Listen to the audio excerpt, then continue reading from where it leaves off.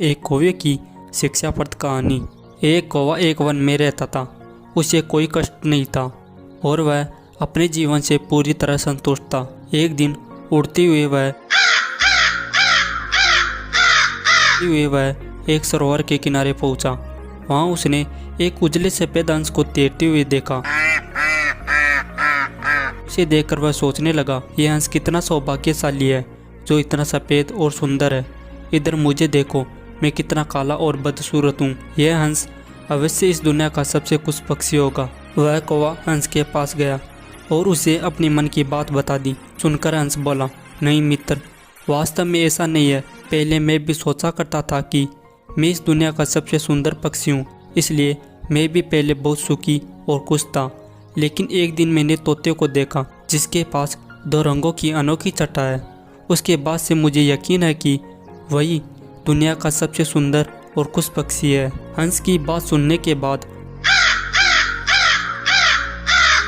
कौवा तोते के पास गया और उससे पूछा कि क्या वह दुनिया का सबसे सुखी और खुश पक्षी है।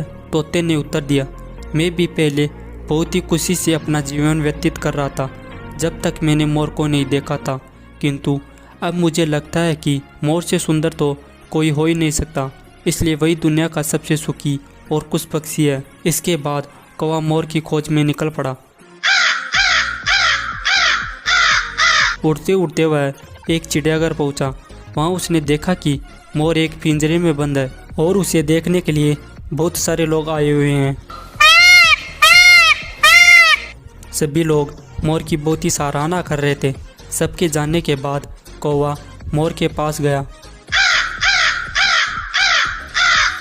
और उसे बोला, तुम कितने सौभाग्यशाली हो जो तुम्हारी सुंदरता के कारण हर रोज़ हजारों लोग तुम्हें देखने आते हैं। मुझे तो लोग अपने आसपास भी भटकने नहीं देते हैं और देखते ही भगा देते हैं। तुम इस दुनिया के सबसे खुश पक्षी हो ना। कौवे की बात सुनकर मोर उदास हो गया। मोर बोला, मित्र, मुझे भी अपनी सुंदरता पर बड़ा गुमान था। मैं सोचा करता था कि मैं इस दुनिया का क्या बल्कि इस पूरे ब्रह्मांड का सबसे सुंदर पक्षी हूँ। इसलिए पहले मैं भी बहुत खुशी से रहता था, लेकिन मेरी ये सुंदरता मेरी शत्रु बन गई है और मैं आज इस चिड़ियाघर में बंद हूँ। यहाँ आने के बाद, इस चिड़ियाघर का अच्छी तरह से मुआयना करने के बाद मैं इस नतीजे पर पहुँचा हूँ कि कौवा ये एक ऐसा पक्षी है जो यहाँ कैद नहीं है। इसलिए पिछले कुछ महीनों से मैं सोचने लगा हूँ कि काश मैं एक कौवा होता तो कम से कम आज़ादी से बाहर घूम सकता था और तब मैं इस दुनिया का सबसे सुखी और खुश पक्षी होता। दोस्तों, इस कहानी से हमें ये शिक्षा मिलती है कि हमें अपनी तुलना दूसरों से नहीं करनी चाहिए। दोस्तों, अगर आपको ये कहानी पसंद आई हो तो प्लीज़ चैनल को सब्सक्राइब करना ना भूलना।